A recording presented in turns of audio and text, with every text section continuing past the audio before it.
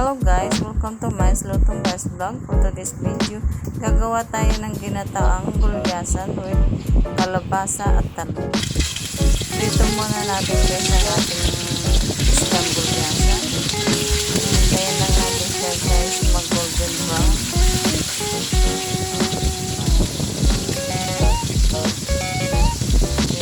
Laksan lang natin ang kaunti ang ating apoy para tayo tapos na mabilis. Hindi ko alam guys kung anong tawag sa inyo sa isdang ito, pero dito sa amin ay ang tawag ko dito sa amin ay gulyasan. Sabi nila sa iba naman daw ay tuna. Hindi ko lang sure guys, kaya bahala lang kayo guys anong tawag niyo dito. Ayan guys, basta ang tawag ko dyan guys ay gulyasan. Masarap siyang isda guys. Then baliktarin lang natin siya guys.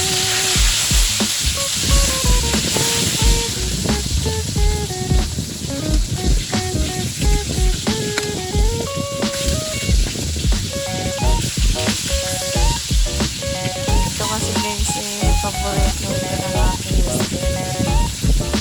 Kasi mas gusto niyang ulam yung ganyang isda kaysa sa karne.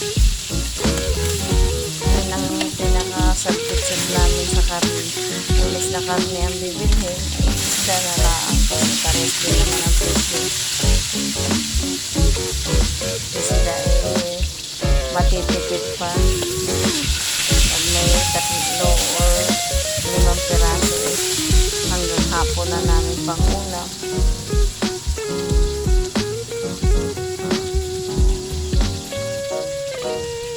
Then hintayin lang natin siya guys matapos. Tapos set aside lang natin siya guys.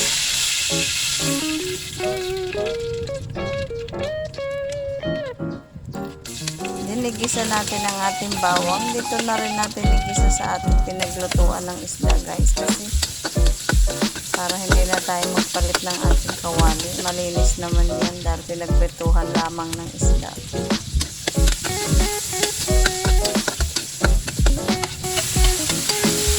Then sunod na natin ang ating kamatis, luya,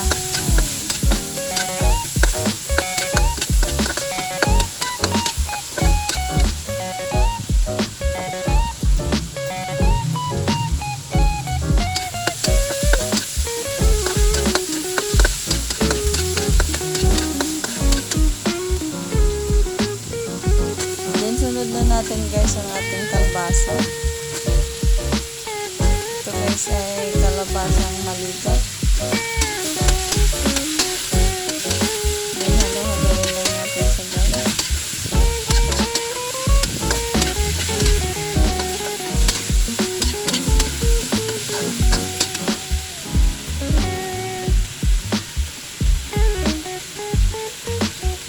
Lagyan lang natin ang kaunting asin. Then paminta. Then maglagay din tayo guys ng kaunting magic sarap.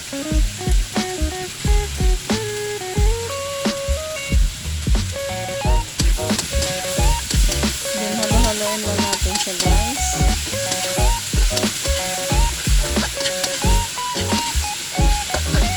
Then sunod na natin ang ating talong.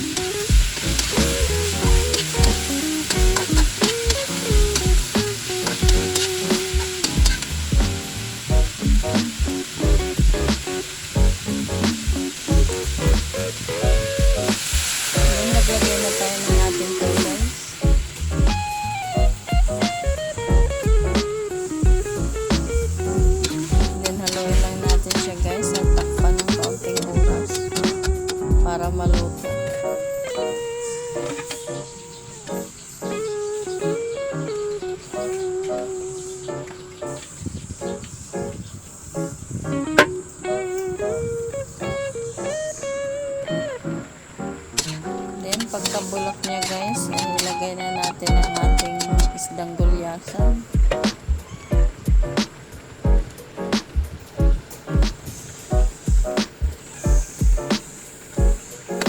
lang natin siya masyadong haluin guys para hindi madurog yung ating isda.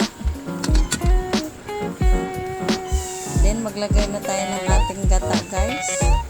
Itong gata guys na ginamit ko ay binili ko na, pinapiga ko na sa palengke.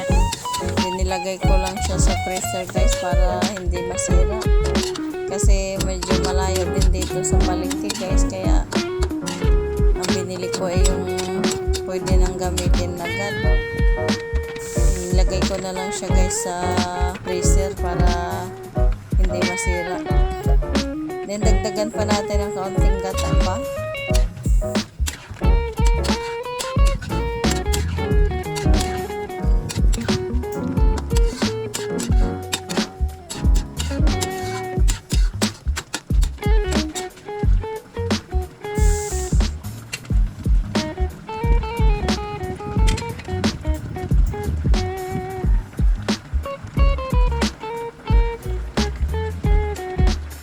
Lagay na natin ang ating siling berde. Itong siling berde guys ay pampabango lang siya, pampalasa na rin.